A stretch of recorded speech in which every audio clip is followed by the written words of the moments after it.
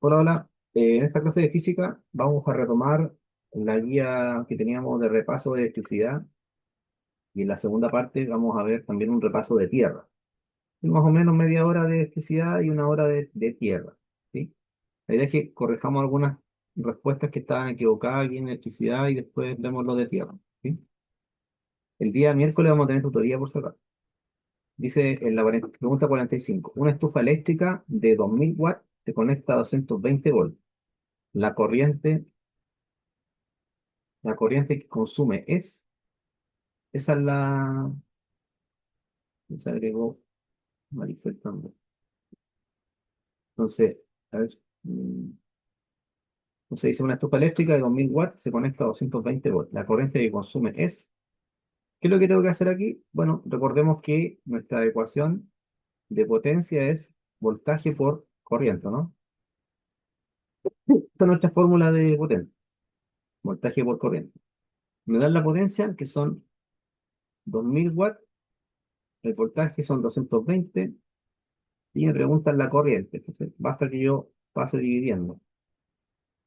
2000 watts dividido 220 volts, eso sería, creo que 9,1, ¿no? 2000 dividido 220 son 9,1. ¿En qué unidades? En amperes. Esto va a ser amperes. Eso sería mi corriente, ¿ya? O sea, cuando me dicen corriente, tengo que sacar el I mayúsculo. Eso era todo, ¿sí? Ahora recuerden que el voltaje también se puede calcular como resistencia por corriente. Sí, pues entonces, si es que me dieran la resistencia, yo tendría que despejar de aquí para no utilizar el voltaje y tratar de ocupar la resistencia. Como es, depende. Por eso teníamos una fórmula alternativa donde yo reemplazaba este voltaje de acá. Entonces decíamos que la potencia es resistencia por corriente, y que daba potencia igual a resistencia por corriente cuadrado. ¿Se dan cuenta? Esta fórmula es simplemente eh, juntar esta con la ley de Ohm. Entonces, por eso digo una fórmula nueva, pero se puede sacar de lo anterior, ¿cierto? Si es que no me dan el voltaje y me dan la resistencia del, de la carga que tengo, ¿cierto? Que puede ser, no sé, un refrigerador, lo que sea, yo también puedo sacarlo, ¿sí? Después dice la 46, la misma idea dice, una lámpara de 100 ohm conectada a 50 volts disipa una potencia de, acá me dan voltaje y me dan resistencia. Entonces, ¿qué debería sacar?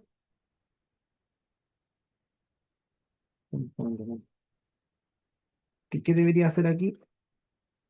Me dan resistencia, que son 100 ohm, y el voltaje es 50 volts. Me preguntan la potencia, ¿sí? Entonces, lo que puedo hacer es sacar la corriente, porque igual voy a tener que tener la corriente. Pero si quisiera evitar ese cálculo de la corriente, podría hacerlo así. Sé que la potencia es voltaje por corriente, pero esta corriente la puedo sacar de la ley de Ohm. Entonces, si sacas la corriente de la ley de Ohm, queda así: voltaje partido por resistencia, ¿cierto? Y que potencia sería eh, voltaje por voltaje partido por resistencia. ¿Lo estaban hablando, no? La A, ya. Quedaría entonces voltaje cuadrado sobre resistencia. Voltaje cuadrado, tenemos 50 volts al cuadrado dividido en 100. Mm, Entonces tengo 200, 50 cuadrados son 2500 dividido 100. De ahí me quedaría 25. 46, sí, 25 volts. Sí, sería la B. Entonces, en ese caso, yo evité sacar la corriente, pero también podría hacer que quizás saque la corriente. Se puede. Puede hacerlo de las dos formas. ¿Ya? Eso aquí sería la B. Reemplacé 50 cuadrados, 200, o sea, 2500 volts cuadrados partido por 100 ohms. Y eso me da 45, o sea, 25 watts. ¿Sí? Ahora, si yo quisiera sacar la corriente, tendría que decir que corriente es voltaje partido por resistencia. O 50 partido por 100. Eso me da 0,5. ¿Qué cosa? Amper. Eso, 0,5 amperes. Y si saco la potencia por este lado, voy a usar voltaje por corriente, ¿no? Entonces el voltaje sería 50 volts por 0,5 amperes. Y tengo que llegar a lo mismo, ¿ven? 25 watts. Pero en este caso yo hago el cálculo de la corriente. Como quieran, da lo mismo. Puedo usar esta fórmula, B cuadrado sobre R, o puedo usar ley de Ohm y después reemplazar. Como quieran, no hay problema con eso. ¿Alguna duda hasta ahí o no? No. Ya. Pregunta 47. Dice, tres resistencias de 10 ohm, 20 ohm, 30 ohm en serie con 60 volts producen una corriente total de, ya. Entonces, cuando están en serie, vamos a tener aquí una fuente y podemos dibujarla. Vamos a ver, una, dos, tres. Lo importante en este caso es que la corriente es la misma. Para las tres cargas que tengo, o sea, para las tres resistencias, va a ser la misma corriente. Y ahí tengo un voltaje de la fuente que son 60 volts. Así que yo tengo que sacar una resistencia equivalente. Cuando están en serie, la resistencia equivalente, ¿cómo se saca? Se suman nomás, directo. 10 ohm más 20 ohm más 30 ohm. Por tanto, la R equivalente me daría 60, ¿no? 60 ohm. Y luego, para sacar la corriente, ocupan ley de Ohm, resistencia por corriente. ¿Ven? Este voltaje lo tienen la resistencia equivalente, así que la corriente va a ser voltaje sobre resistencia. Voltaje 60 volts y la resistencia va a ser el equivalente, 60 ohm. Y debería quedar un ampero, ¿no? 47, sí, un ampero. Un ampero. Ahí estaríamos listos. Entonces, ojo, cuando estamos en serie, la corriente es la misma. Cuando estamos en paralelo, el voltaje es el mismo. ¿Sí? ¿Alguna duda o no? ¿No?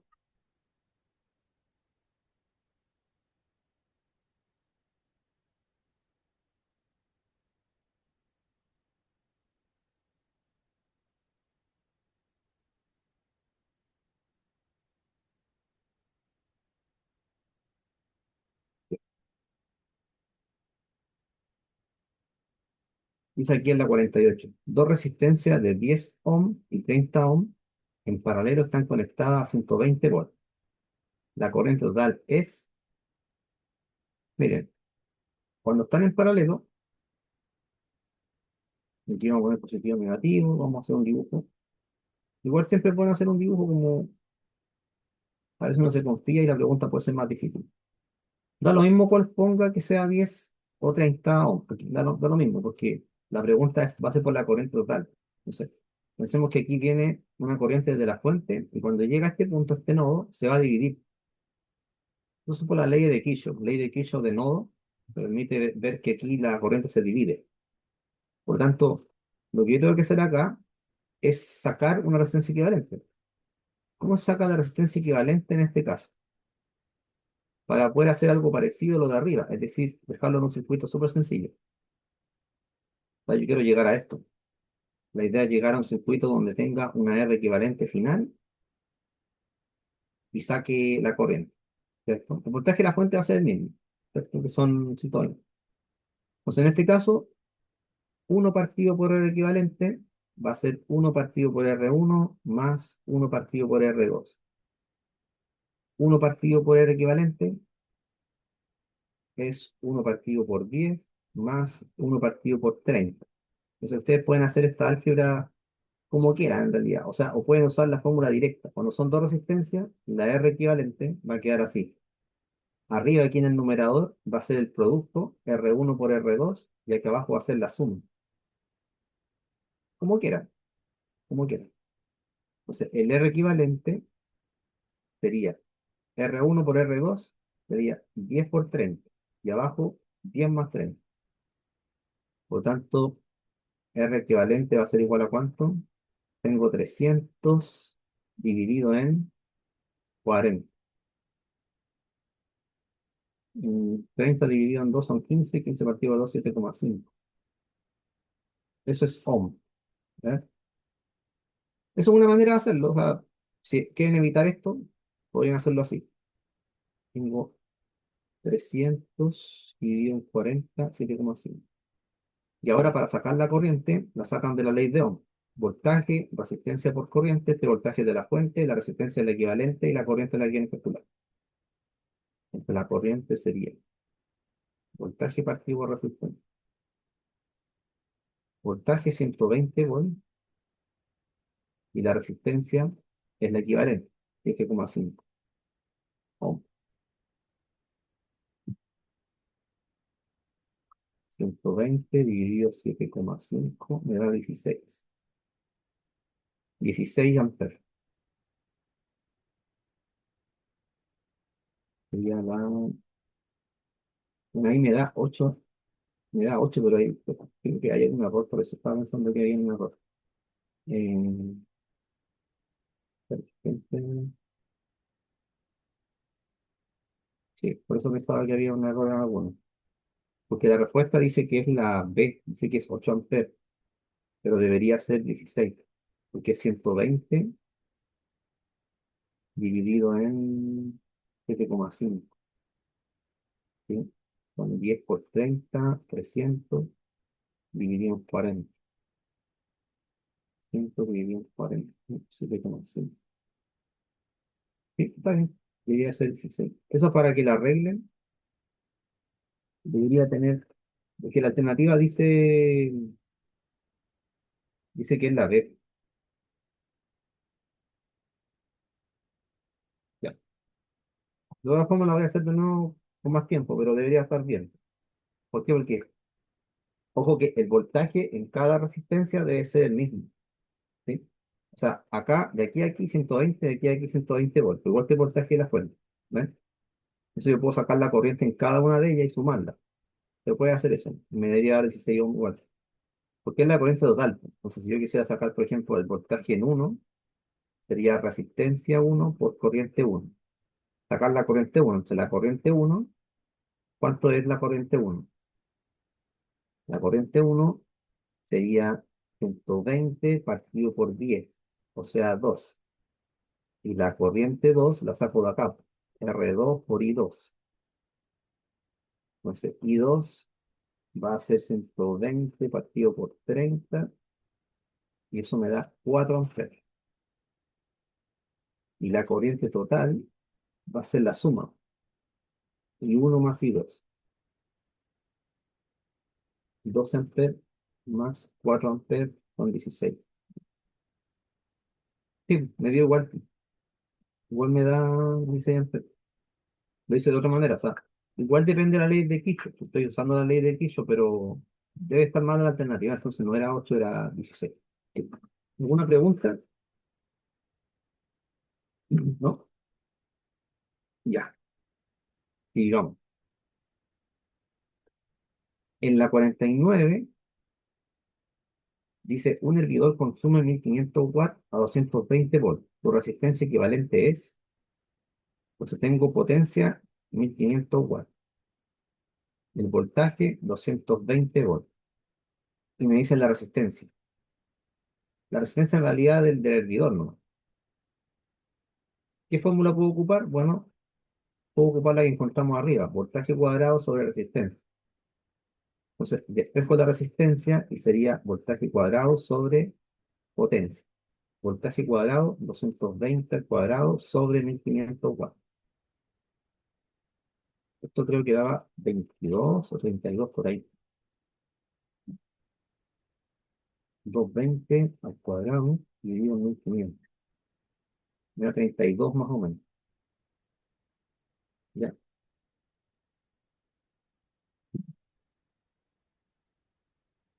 Era, sí, porque estaba viendo arriba, ¿cierto? Voltaje cuadrado, sí, voltaje cuadrado sobre resistencia. Intercambié la resistencia con la potencia aquí. Eso es. Intercambié esas dos. Voltaje cuadrado 220 dividido en 1500. Sí, está bien, 32 más o menos. Aproximado unos 32. 32. Eso era todo. Ahora, si yo no puedo sacar con esa fórmula, tendría que sacar la corriente y usar la otra. Tendría que usar potencia, voltaje por corriente. Saco la corriente de la ley de Ohm. Ah, pero no tengo la ley de Ohm, porque no tengo, claro, no tengo más datos. Claro, no tengo más datos. No tengo la resistencia. Bueno, ley de Ohm necesito dos. Tengo el voltaje, pero no tengo la resistencia en la corriente. No estoy prácticamente obligado a ocupar esas cosas. Ya, ya. Siguiente, la 50. Dice, una batería de 12 volts se conecta en serie con dos resistencias de 3 y 9 ohm.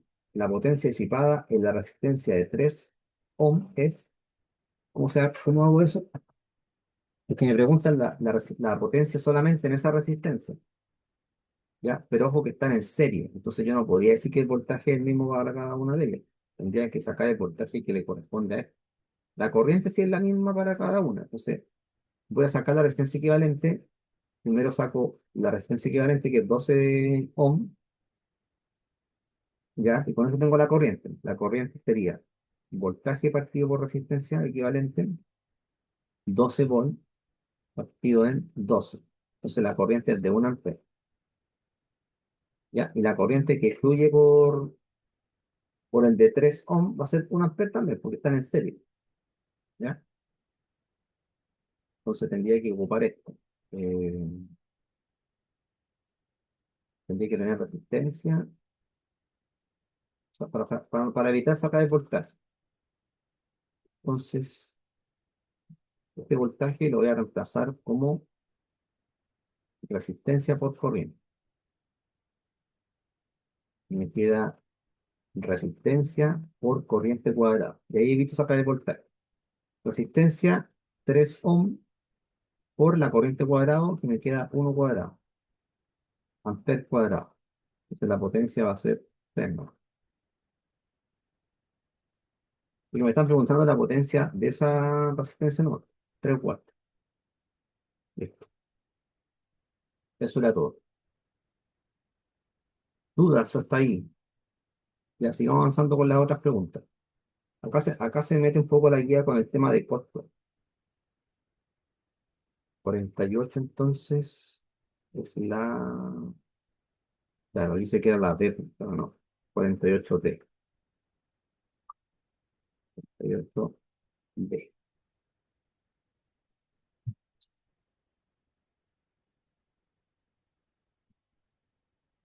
Pregunta de la 5160, dice que hay que considerar que 1 kWh cuesta 120 pesos chilenos.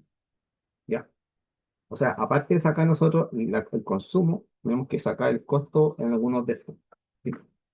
Dice, una estufa eléctrica de 1500 watts se conecta a 220 watts. La corriente que consume es, tengo potencia,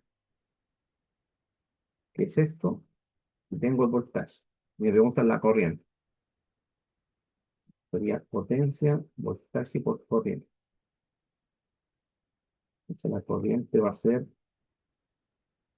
potencia partido por voltaje. 1500 dividido en 220.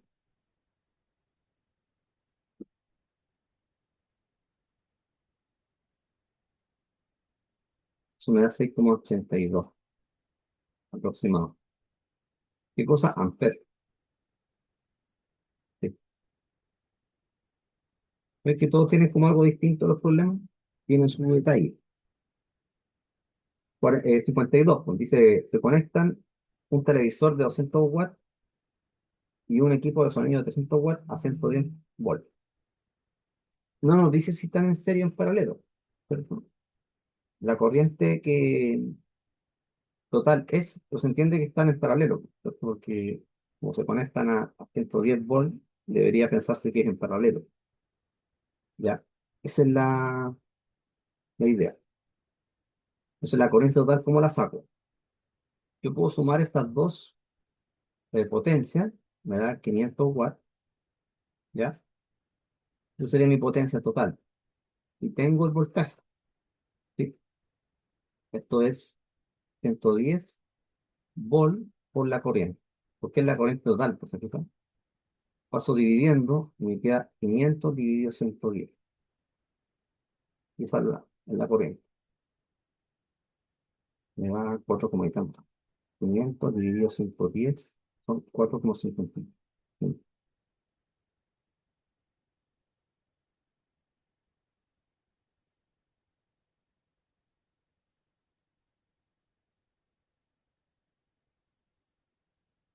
Ah, esto es corriente inversa.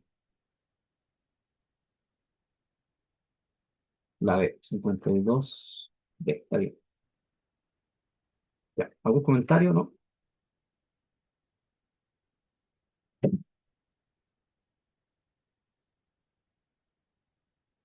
53.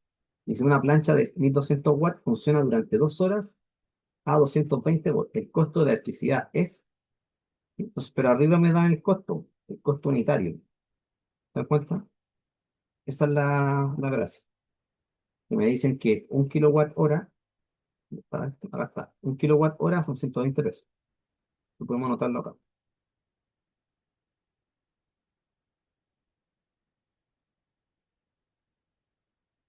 Ahí está.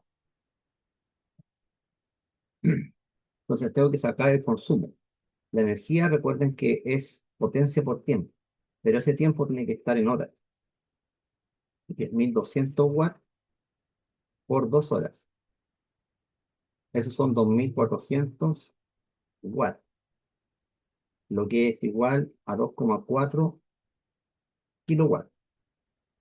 Entonces yo digo ahora, este 2,4 kilowatts lo tengo que multiplicar por cuánto? Por 120 pesos, ¿cierto? 120 pesos partido por 1 kilowatt. En fin, me queda, ¿cuánto? 2,4 por 120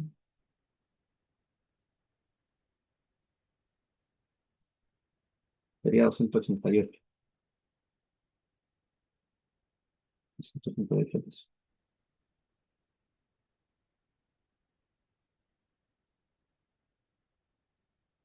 Ahí está ahí.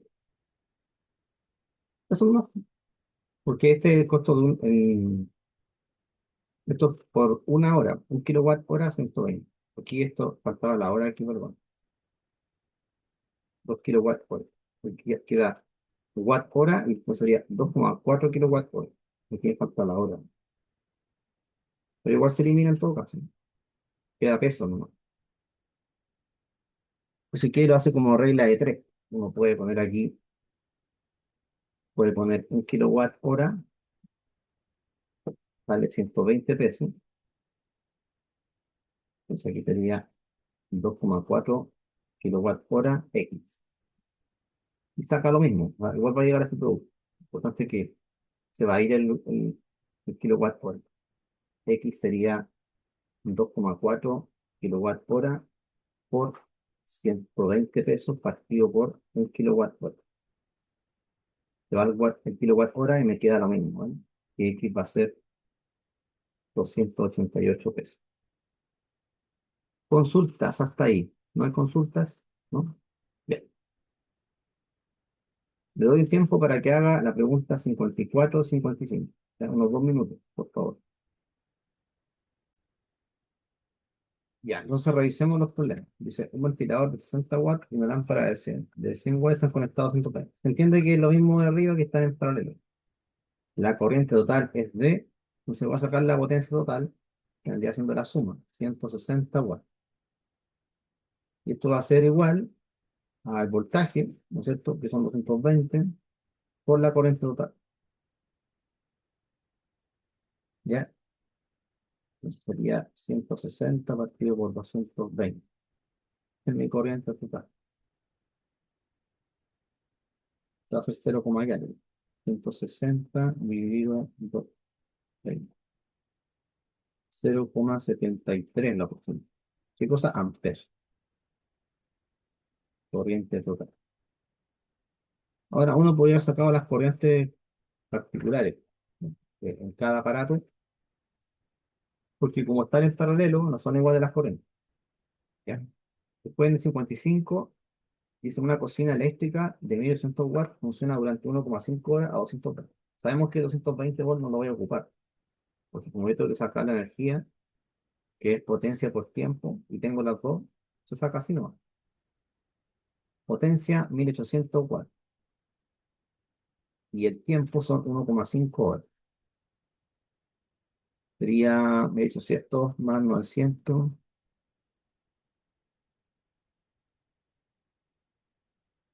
pero lo dice 700. ¿Qué cosa? Watt hora, pero eso es 2,7 kilowatt hora, ¿ya? Y sabemos que un kilowatt hora vale 120 pesos. Entonces aquí coloco el 2,7. Aquí me tengo que multiplicar por 120, ¿no? Entonces X va a ser 2,7 por 120. Me da 324 pesos. La A también. ¿Sí? ¿Alguna duda? Bien. Eso, entonces, yo creo que con eso estamos bien de electricidad para que le queden algunas a ustedes por hacer. ¿Ya? Las de verdad y falso, como digo, hay algunas que tenían algunos errores, pero en la alternativa eran como obvio. Por ejemplo, hay una que decía que la corriente se medía en esta, para 18, la corriente se medía en amperios verdadero, pero salía que era falso. Eso es como obvio que ustedes saben que estaría mal la clave. Ya. Lo que tenemos que revisar ahora es sobre tierra. Ya, para nosotros terminar ya el tema de la PAES, de física. Miren, acá antes de eso. Recuerden que en el resumen nuevo, ustedes tienen en la última parte terminología eléctrica, que es un resumen que yo hice de los pliegos RIC con algunos conceptos que no estaban, por ejemplo, de ampolleta, cosas así. Esto es lo mismo de los pliegos RIC, pero le agregué algunas cosas. Por ejemplo, acá ampolleta le agregué esto. Eh, hay varias cosas que agregué, pero, por ejemplo, caja de derivación creo que no estaba también. ¿Qué más le agregué? Eso estaba ahí. Por ejemplo, en la PAES, ¿qué me pueden preguntar? Creo que es un disyuntor. ¿Cómo es? Electrolinera también es algo nuevo que tienen que saber. Enchufe, esto lo agregué, no estaban los pliegos que es un enchufe. ¿Ya? Y así. Fusible también es importante como concepto. ¿Ya? Y después, al último, le agregué esta página que habla, estaba en el PPT, que son sobre los tipos de materiales. Los típicos son materiales dieléctricos o conductores, pero agregué otros que no son tan comunes, como los semiconductores que nos permiten hacer ciertos microchips, varias cosas los semiconductores y los superconductores, que son más utilizados en física. Los laboratorios de física utilizan estos superconductores. Serían como los cuatro tipos de materiales. ¿Ya? Puede que hayan otros más, pero son como los que más nosotros usamos en la vida diaria son los aislantes y los conductores. ¿Ya? Pero también existen los semiconductores que están en ¿cierto? Los chips de los celulares y los superconductores que se usan ya más a nivel experimental para hacer. Por ejemplo, aquí está levitando esta cuestión. Pues sobre esas levitaciones se hace el laboratorio, porque tengo que enfriar muy bajas temperaturas. Los superconductores dice que son materiales que a bajas temperaturas conducen electricidad, prácticamente no tienen resistencia. ¿Ya? Entonces, ese sería el resumen de física que ustedes tienen, aparte del de matemática. Entonces, ahora nos toca a nosotros repasar lo que corresponde a tierra. Tierra está mucho más antes aquí. Acá está. Aquí empieza Tierra. Después de Máquina de Atwood, ahí empieza Tierra en la página 25. ¿Ves? Entonces, esta materia le pueden preguntar algún nombre, quizá también, por ejemplo, sobre este científico, ¿cierto? Que fue el padre de la teoría de la deriva continental. ¿Cierto? Y eso aparece en la guía de Tierra. Veamos acá. Dice selección múltiple, entonces pregunta de 1 a 10, preguntas más que nada de conceptos, ¿cierto? Materia, como memoria, no. Ya, después ahí se ponen más difícil en algunas partes porque habla de los tipos de volcanes. Yo no sé si la prueba será tan específica como que aparezcan preguntas de tipos de volcanes, tipo escudo, no estoy seguro. Pero igual, si uno tiene tiempo para investigar los tipos de volcanes, sería bueno. Veamos la pregunta uno. Ustedes me van ayudando ahí con la alternativa. Dice, la teoría de la deriva continental fue propuesta por Charles Darwin, Alfred Wegener, Isaac Newton, Marie Curie. Aquí ustedes saben que es el segundo. Y abajo es el mismo, ¿cierto? Según la teoría de Wegener, los continentes formaban una gran masa. ¿Cómo se llamaba eso? El Pangea, ¿no? Recuerden que pan es de todo. Pan es todo. Gea corresponde a tierra. Entonces imaginémonos que había una sola tierra. Y ese Pangea después se divide, ¿cierto? Dice, ¿cuál de las siguientes evidencias apoyó la teoría de la deriva continental? Esto ya está consolidado eso. Ya casi nadie lo pone en duda. A. Las coincidencias de las líneas costeras entre África y Sudamérica. B. La existencia de radiación solar constante, el aumento del nivel del mar y las corrientes oceánicas. Sí. Esta fue una de las evidencias que apoyó esta teoría. Entonces vemos que a nivel de estrato geológico hay una coincidencia. También podemos ver fósiles de plantas, de animales, que también van a coincidir en ambos lugares, entre África y Sudamérica, ¿cierto? Que es la parte de Brasil. En la 4 dice, la tectónica de placa explica. Ya, como esto tiene que ser una teoría, va a explicar qué cosa: movimiento de los vientos, el origen de los continentes, los movimientos de las placas litosféricas y sus consecuencias, y la formación de glaciares. Lo que va a explicar mejor va a ser el movimiento de las placas litosféricas. 4C. ¿Ya? Digamos. Dice, las zonas donde una placa oceánica se introduce bajo otra se denominan, ¿te acuerdas cómo se llamaba eso, no?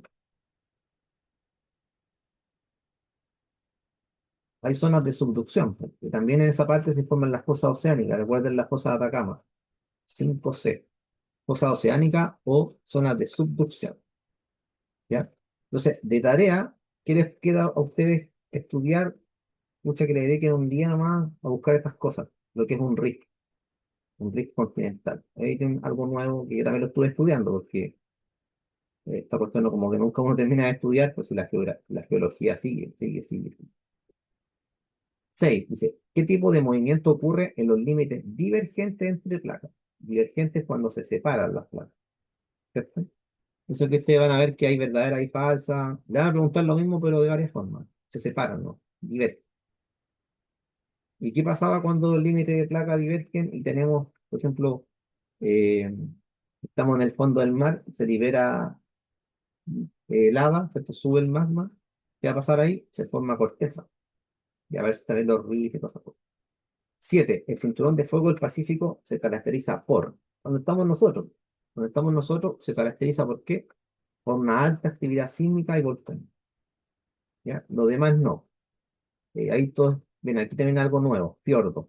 Pueden buscar eso en internet, ¿ya?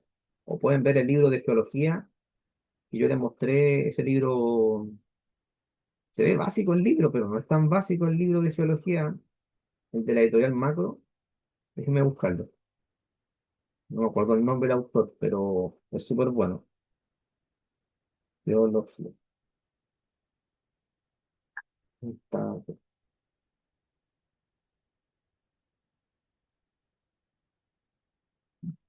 tengo una sola parte que no me parece. Aquí está.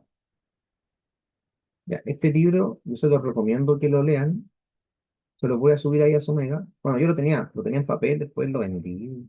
Súper bueno, lo tengo digital, pues, así que no quiero tener papel. Compendio de Geología General, ¿ven? Entonces aquí pueden ver algunos términos que no conozcan. Ya, ahí están los autores, y quizás pueden buscar acá, no sé si sale fiordo, busquemos fiordo. Bueno, porque aquí habían buscado, me acuerdo que las diaclasas, varias cuestiones salían. Parece que no sale fiordo o fiordo. No, no sale, parece. Ya, pero un libro que pueden mirarlo así como a la rápida porque tiene muchas cosas. Parece que no sale. Acá está, ¿ves? Mira, aquí sí sale fiordo. ¿Ven? Costas de fiordo. Dice, costas que se formaron en antiguos valles glaciares que fueron llenados por agua de mar. Presentan un alto índice de sinuosidad. Eso es como la función seno. Ejemplo, la Patagonia, Argentina y Chile y la Tierra de Baja en Canadá. Ahí le van poniendo nombres. Barra de Bahía, Flecha, Delta Mareal. Esta cuestión está llena de nombres. Como toda área tiene su terminología. También podrían buscar Riff aquí. No sé si sale Riff. Riff. De más que sale Riff. Hay tres, ¿ven? Modelo de Riff habla de los puntos calientes. Eso también lo tiene la guía. Los hotspots, que son los puntos calientes. Dice aquí, a menudo los volcanes están asociados a estos procesos. Se incluye a los volcanes de puntos calientes, hotspot, y de subducción. Los primeros se desarrollan en el modelo de Rift. Los segundos se generan a lo largo de zonas de subducción en márgenes convergentes de placas. Entonces me pueden preguntar a mí si, por ejemplo, la isla de Hawái se formó por un punto caliente o no. Una cosa así. ¿No? Aquí hay nuevamente zona de rift continental. ¿No? Pero si no sale con detalle, lo pueden buscar en otro libro. Pero es que es bastante extenso el tema de la geología, pues si aquí uno puede seguir toda la vida estudiando. 8. Dice, la litósfera está compuesta por, debería ser solamente la alternativa A, la corteza de la parte superior del manto. ¿Cierto? La litósfera es la capa superior, lo que está más arriba en el modelo. Ya recuerden que habían dos modelos, el geodinámico y el geostático. Sí. 9. El movimiento de placas tectónicas se debe principalmente a, y ojo que aquí dice principalmente a, porque quizás pueden haber otras causas, ¿cierto? Yo puedo poner una bomba atómica y también se van a mover las placas, y sería una causa, pero no la principal, ¿sí? Y esto recuerden que fue una prueba, una pregunta de PSU de hace tiempo, la misma pregunta. Son las corrientes de convección del mar, ¿ya? 10. Los sismos ocurren, nuevamente, usa la palabra principalmente, como la principal causa, ¿ya? Sería la letra B, en los límites de placas tectónicas. Ahí ocurren principalmente los sismos. ¿Ya? En la atmósfera nada que ver. Ahí está la alternativa. Dorsales oceánicas, ¿qué dijimos? Que se originan donde, las dorsales oceánicas se originan en zonas donde las placas tienen que separarse. Estos son límites divergentes. O sea, dorsales oceánicas. Eso creo que está en el, veamos si está acá, miren, en el resumen de física, está una parte que, para excelencia, está acá, ahí está. Porque aquí están los límites. Ven, aquí está el límite divergente, convergente, transformante. Y creo que después puse el tema de los límites. Dice aquí, límites divergentes. Aquí las placas se separan y el magma sube para formar nueva corteza. Los terremotos en estas zonas son generalmente menos intensos. ¿Ya? Entonces, cada límite tiene algo interesante. Límites convergentes. ¿Qué pasa con los límites convergentes? Dice, en estos límites donde dos placas se mueven una hacia la otra, la colisión puede causar terremotos. Por ejemplo, la zona de subducción entre la placa de Nazca y la placa sudamericana es una región entonces sísmica activa. Los límites transformantes es diferente. Acuérdense que ahí teníamos la falla de San Andrés. En estos límites, dos placas se deslizan lateralmente una junto a la otra. La fricción genera una acumulación de tensión que al liberarse provoca terremotos, como los que ocurren a lo largo de las fallas de San Andrés en California. ¿Cierto? Y aquí está el tema de las dorsales oceánicas. Tiene que ver con los límites divergentes. Dice, dorsales oceánicas, en los límites divergentes, donde las placas se separan, el magma asciende para llenar el espacio creado, formando volcanes submarinos que pueden dar lugar a nuevas islas como Islandia. ¿Ven? Eso es importante. Ya, no hay que confundir las dorsales oceánicas con las fosas oceánicas, ¿ya? Que las fosas se forman en zonas convergentes. Eso. 12. Dice, ¿qué tipo de límite de placas da origen a grandes cordilleras como los Andes? Debería ser convergente, ¿no? 12.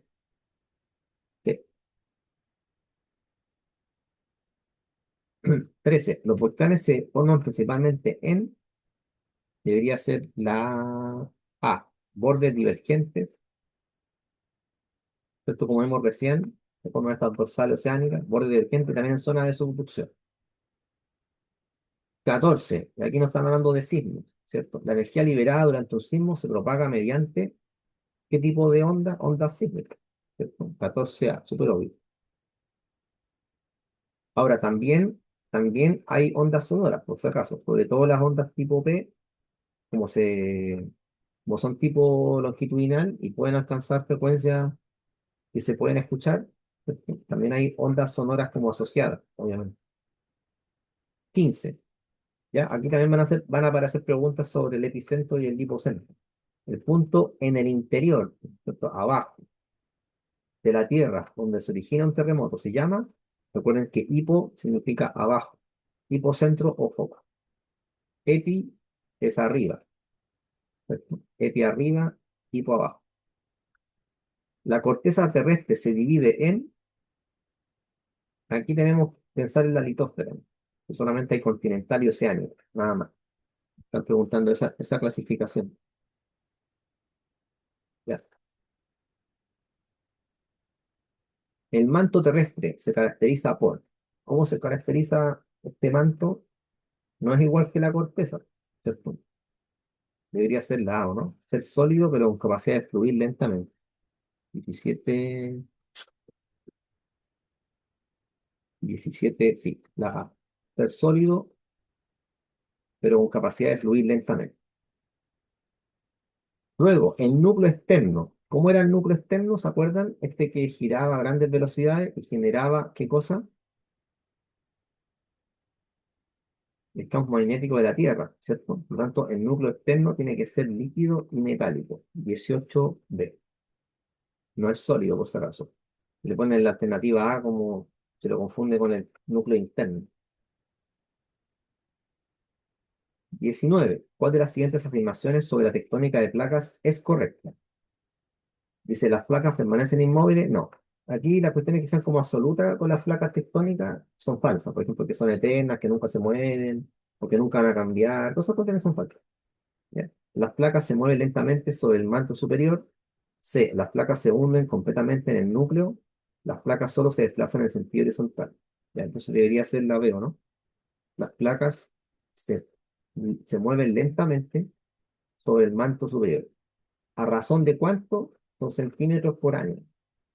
Depende, sí, qué placa estamos hablando, pero ese es el orden eh, de magnitud de cuánto se mueven. Pues, no se mueven metros por año, o milímetros por año, son centímetros por año, en general. Puede ser 15 centímetros más o menos. 20. ¿Qué relación existe entre la tectónica de placas y el relieve terrestre? ¿Tiene que ver o no tiene que ver? Por ejemplo, la letra B dice eso. No existe relación entre ambos fenómenos. Sí tiene que ver, ¿cierto? Porque sabemos que la tectónica de placas me explica cómo se forman las montañas. Si tengo límites convergentes o si tengo que se separan, hay dos salas oceánicas que cambian el relieve, porque se forman, por ejemplo, islas en el mar. Tiene que ver entonces el relieve terrestre con la tectónica de placas. Eso estaría dado en la alternativa A. Los movimientos de placas generan montañas, fosas y dorsales. Sí, está clarito eso. Si tienen preguntas, me pueden interrumpir nomás. Si es que puedo responderla, porque hay muchas cosas que no sé tanto de geología. Dice, ¿cuál de las siguientes capas de la Tierra es la más delgada? ¿Sí? La superior, la, la corteza, ¿cierto? Ahora, ¿qué preguntas pueden ser un poco más complejas? Yo estuve buscando, ¿cuál es más densa? ¿La corteza continental o la corteza oceánica? ¿Cierto? Eso también son preguntas importantes. Uno va a decir, bueno, la corteza oceánica es más delgada que la corteza continental, pues, pero ¿cuál es más densa? Son preguntas que uno puede hacerse y investigarlas, pues. Y uno se da cuenta después cuando investiga que la corteza oceánica es más densa, tiene más metales, a diferencia de la corteza continental. ¿Ya? Pero es importante ir haciéndose preguntas porque eso pueden decirle a ustedes. Antes que se la pregunten, usted se la pregunta a sí mismo.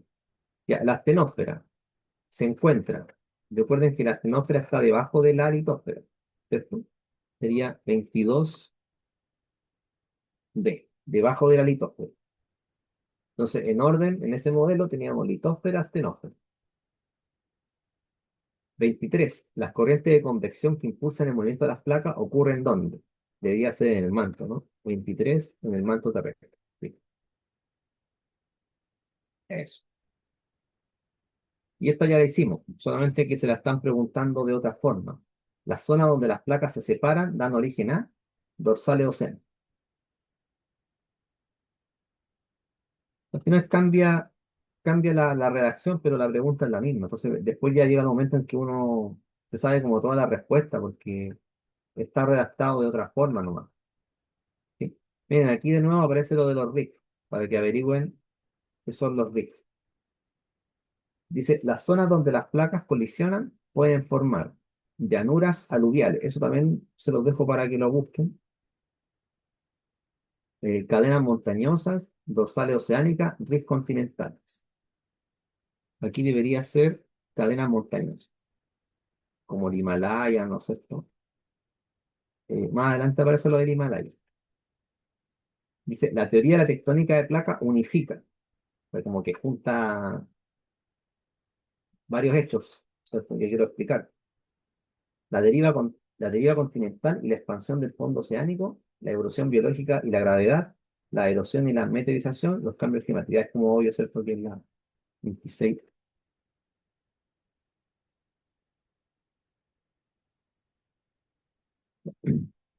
27. El relieve terrestre actual es el resultado de, bueno, procesos que son externos e internos, que serían las dos cosas. La acción del viento afecta, pero muy poco. Únicamente la lluvia y los ríos no. La rotación terrestre, muy poquito.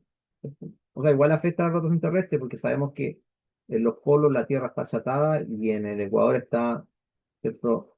Más grande, pues, va a ser más grande en el Ecuador, pues tiene más radio. Y eso también tiene que ver con el relieve, pero estamos pensando más generalmente. Por eso dice procesos internos y externos de la Tierra. Entonces, la alternativa A va, va a condensar todas las otras alternativas, ¿cierto? La lluvia y los ríos afectan los relieves, sí. Afecta el viento, sí, porque genera erosión. La rotación terrestre, sí, porque cambia el radio de la Tierra si estamos en los polos, si estamos en el Ecuador. ¿Perfecto? Es como la mejor respuesta. 28.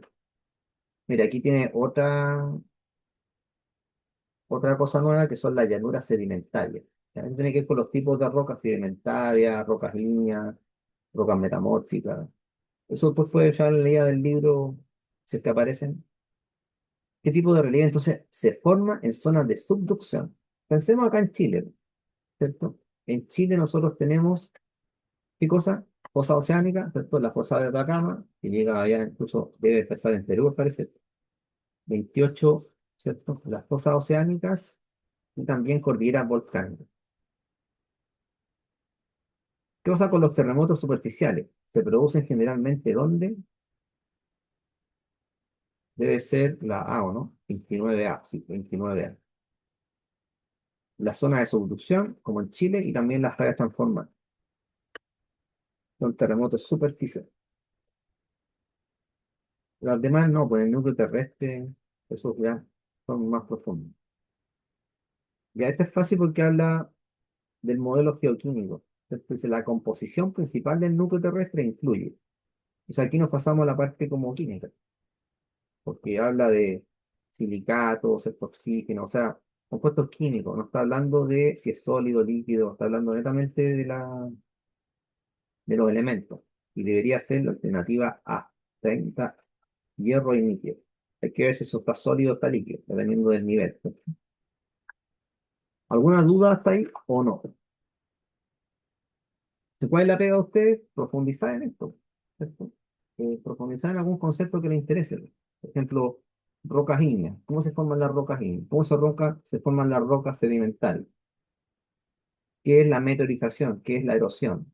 Eso lo pueden ustedes como profundizar en algún libro o algún texto que tengan, bueno, un paper, ¿cierto? Pero eso. 31. El movimiento relativo entre la placa de Nazca y la placa Sommer original. ¿Cierto? Eso es súper importante entender eso acá en Chile. 31A, la cordillera de los Andes y fuerte actividad sísmica. ¿Ya? Fallas transformantes. Recordemos que las fallas transformantes las podemos representar de esta forma. Así o no. Se caracterizan porque las placas se separan, las placas que colisionan frontalmente, las placas se deslizan lateralmente, son así movimiento relativo. No, hay movimiento, así que no puede ser eso. Las placas ¿se separan en qué sentido? ¿Cierto? Se deslizan lateralmente. 32C, falla de San Andrés. 33. ¿Qué consecuencias geológicas es la más común en los bordes convergentes? Ya eso nos tiene que llevar a pensar en Chile, ¿cierto?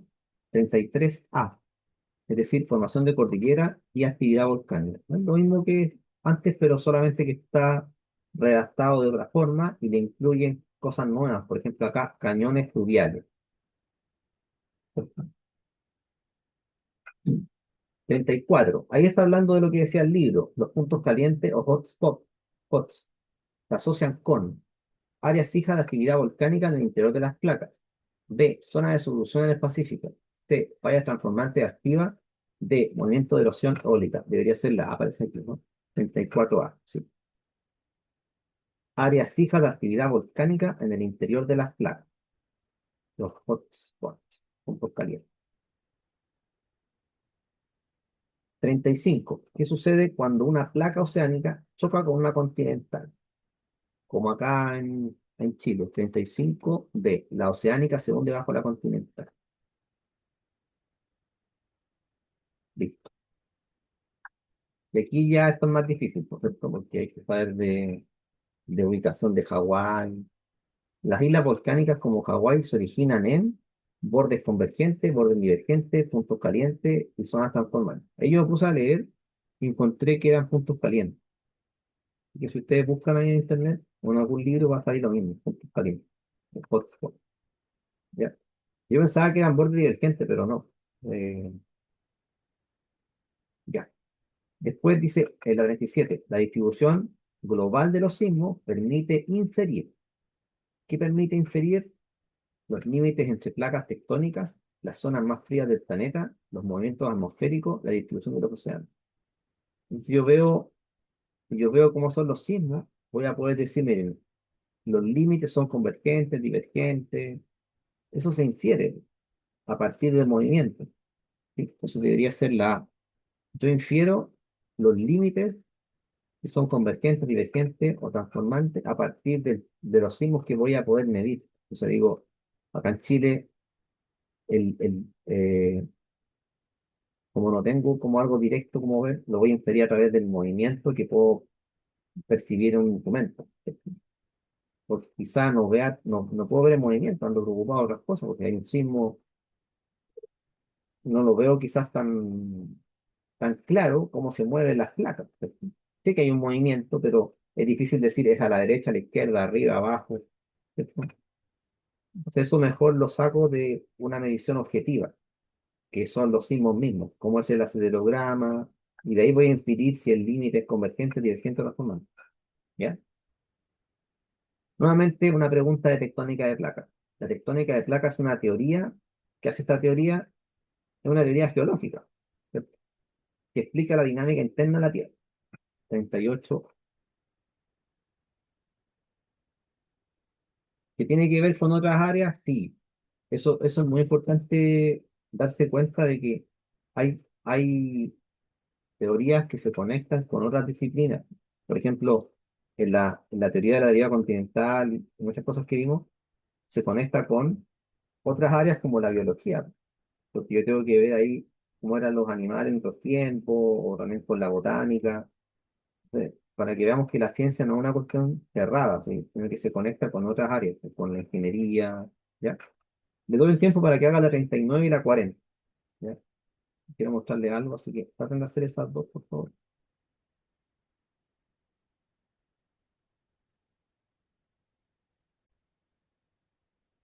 Ya miren, antes de responder esas preguntas, quiero que veamos un libro.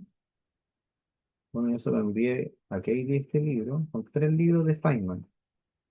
Igual son avanzados para ustedes porque requieren más matemática, pero lo importante en estos libros de Feynman es que hace conexiones con otras disciplinas. Entonces, por ejemplo, en este primer libro, que eran sus notas de clase, aquí hace una relación con la geología, o sea, conecta la física con la geología, que es lo que estamos estudiando ahora. Está el índice, acá está, dice, la relación de la física con otra ciencia y conecta con todo eso, especialmente con la geología, ¿no? Entonces la física se relaciona con la geología porque nosotros cuando nos metemos en geología, utilizamos muchas herramientas de la física, por ejemplo, sobre teoría del calor, sobre fluidos, ¿ven? Aquí dice, ahora pasemos a lo que se llama ciencias de la Tierra o geología. Primero la meteorología y el tiempo. Por cierto, los instrumentos de meteorología son instrumentos físicos. El desarrollo de la física experimental hizo posible esto, como se explicó anteriormente. ¿Ven? Para que lo lean, después yo les puedo mandar este libro y lean cómo se relaciona la física con la geología. Y por algo ustedes lo tienen en el colegio. Está, eh, aquí, creo que estaba acá. Fíjense lo que dice acá. ¿Qué pasa en el interior de la Tierra? Mucho se sabe acerca de la velocidad de las ondas sísmicas a través de la Tierra y la distribución de las densidades de la Tierra. Sin embargo, los físicos han sido incapaces de obtener una buena teoría sobre lo densa que deberá ser una sustancia a las presiones que se esperaría en el centro de la Tierra. En otras palabras, no podemos calcular las propiedades de la materia muy bien en dichas circunstancias. Lo hacemos mucho menos bien con la Tierra que lo hacemos con las condiciones de la materia en las estrellas. Dice, la matemática implicada parece ser un poco difícil hasta ahora, pero quizá no pasará mucho tiempo antes de que alguien se dé cuenta de que es un problema importante y que realmente lo solucione. Hay mucho análisis numérico en ciertas áreas de la geología por lo mismo. Por la matemática que ocupa, por ejemplo, teoría electromagnética, mecánica de fluido, y eso se van combinando. Dice, el otro aspecto, por cierto, es que aún si supiéramos la densidad, no podríamos calcular las corrientes de circulación. Tampoco podemos realmente deducir las propiedades de las rocas a elevadas presiones. No podemos decir con qué rapidez las rocas cederán. Todo eso debe ser resuelto por el experimento, ¿no? Entonces, sabiendo eso, de todo lo que desconocemos del centro de la Tierra, uno podría decir, bueno, ¿y podemos predecir los sismos? Por ahora no. Por ahora no, porque es un sistema muy complejo. O sea, las ecuaciones involucradas a nivel de la geofísica son ecuaciones físicas y son bastante complejas. Y tenemos modelos y todo, pero aún así no podemos predecir todavía los sismos. Ya, ya, sigamos acá. Así que después les voy a enviar ese libro de España. Dice, en la alternativa, a ver, la pregunta dice, las dorsales oceánicas están compuestas principalmente y aquí son rocas basálticas. ¿Ya? Un tipo de rocas basálticas formadas por enfriamiento del magma. Si ustedes buscan rocas basálticas en internet, va a aparecer especialmente eso, que se crean por enfriamiento del magma, a diferencia de la metamórfica o de la ígnea. ¿Sí? Dice, el modelo físico del interior de la Tierra, geósfera, se organiza en. Lo único que me está diciendo es cómo es la Tierra hacia adentro, ¿cierto? Desde la superficie hacia adentro. Eso es geosfera. No toma en cuenta la atmósfera. Dice, alternativa A, litósfera, xenósfera, mesósfera, núcleo externo e interno. ¿Ya? Porque alguien podría agregar la atmósfera, pero no, estamos pensando del suelo para adentro. ¿Ya? Pregunta 41.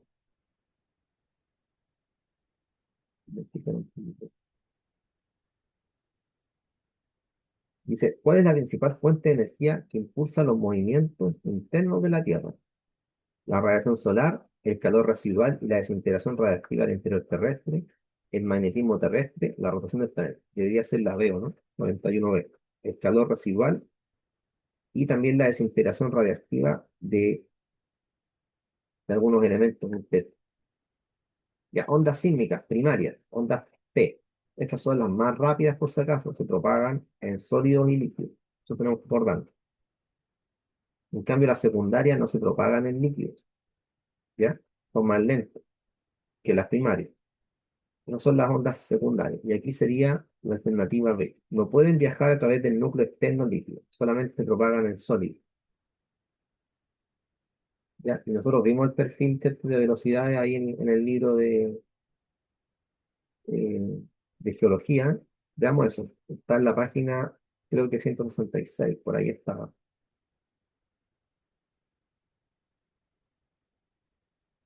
Estaba por ahí. Acá está, ¿ven? Entonces, ¿qué pasa con la línea azul? ¿Lo ven ahí, cierto? Estoy mostrando el PDF. Si vemos la curva verde es la densidad de la Tierra. Esta es la curva verde. Ahí dice, ρ es la densidad. La línea roja es la velocidad de las ondas primarias, ¿sí? Velocidad de las ondas P.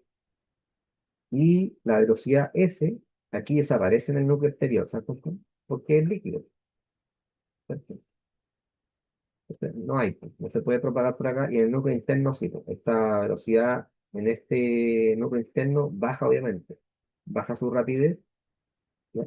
Entonces que aquí estamos desde la superficie de la Tierra para adentro, entonces militan, y aquí está en kilómetros sobre segundo, la velocidad.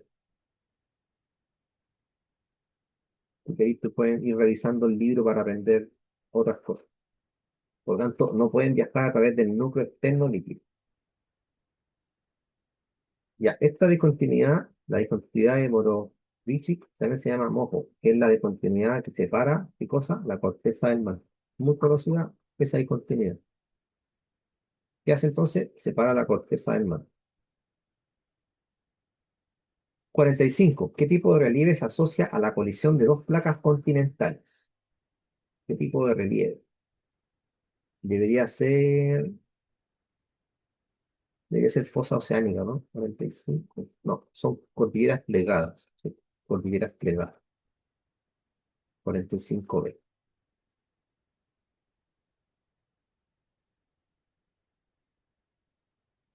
Sí.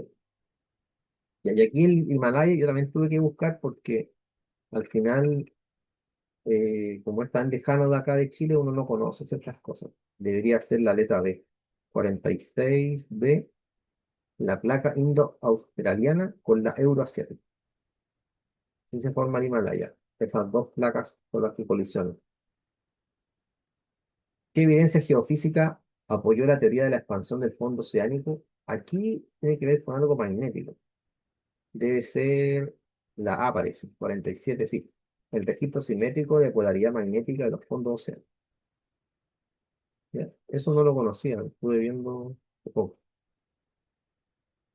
La isostasia, ya eso también ustedes pueden buscar como tarea porque es un poco largo. Tiene que ver ahí un poco mecánica de fluido, cómo se mantiene en equilibrio esto. Ya, recuerden que isos, eso es de igual o equilibrio. Y la itasia tiene que ver con fuerza o tensiones. Por ejemplo, uno habla de una estructura isostática. En ingeniería puede hablar de una estructura isostática hiperestática. Eso tiene que ver con esto. 48A. El equilibrio entre las masas de la corteza flotando sobre el mar. ¿Sí? O sea, aparece el principio de Arquímedes y varias cosas interesantes. Eso les queda de tarea como leer, no creo que sea tan profunda la prueba. 49. ¿Qué ocurre en una falla geológica? ¿Qué ocurre ahí? Se acumula el sedimento, se fractura la corteza y se desplazan bloques de roca, se forma magma por fusión directa, se genera un volcán activo. 49 debería ser la B. Se fractura la corteza y se desplazan bloques de roca, ¿ya? Lo cual puede ser peligroso. 50. ¿Cuál de las siguientes afirmaciones describe mejor el vulcanismo? Yo he visto también esos que describen como volcanismo, no sé si estaré mal, pero creo que lo leí como volcanismo una vez, ¿ya? Y es la letra A, es la salida del material magmático del interior terrestre a la superficie, ¿ya? También otras cosas que les puede quedar de tarea, vamos a llegar hasta la 60 y después la verdadera y falso la realizan ustedes. Son algunos tipos de volcanes, ¿ya? Ahí lo van a ver. Dice, los volcanes se concentran principalmente debería ser la letra A, los bordes de las placas tectónicas, ¿ya? En su mayoría. Después, la erupción de un volcán ocurre cuando, ahí que pasaba, bueno, si leen el texto, se van a dar cuenta que es la alternativa A también. El magma asciende debido a su menor densidad respecto a la roca circundante. 53. ¿Cuál de los siguientes tipos de volcanes presenta erupciones suaves y lava fluida? Ya, este igual yo tuve que estar leyendo, es la letra B, volcán en escudo. Ya, así que esto yo creo que lo tienen que leer con más detalle. Volcán en escudo, compuesto y volcán explosivo. Y el estratovolcán también. Bueno, como para profundizar. 54. Los volcanes formados en zonas de subducción suelen ser, creo que era la A también, explosivos y ricos en gases. La magnitud de un sismo ya eso ustedes lo saben, porque tiene que ver con la energía liberada, porque está hablando de magnitud, un número, por ejemplo, 8,7. Eso lo transformamos, ¿se acuerdan? Con la fórmula que aparece en la guía de sismo, que hay un logaritmo por ahí, 55A, la energía liberada durante el terremoto. En cambio, si me da la intensidad, eso me lleva a Mercalli. Ahí veíamos los efectos, ¿cierto? Tenemos que ver eso. Los efectos que se producen en la superficie. Por lo tanto, sería la B. Los efectos observados en personas, construcciones y terrenos. ¿Ya? 57. El límite transformante de San Andrés en California es un ejemplo sabemos que son límites transformantes. O a veces le llaman transcurrentes, ¿sí? Son fallas principalmente de corte.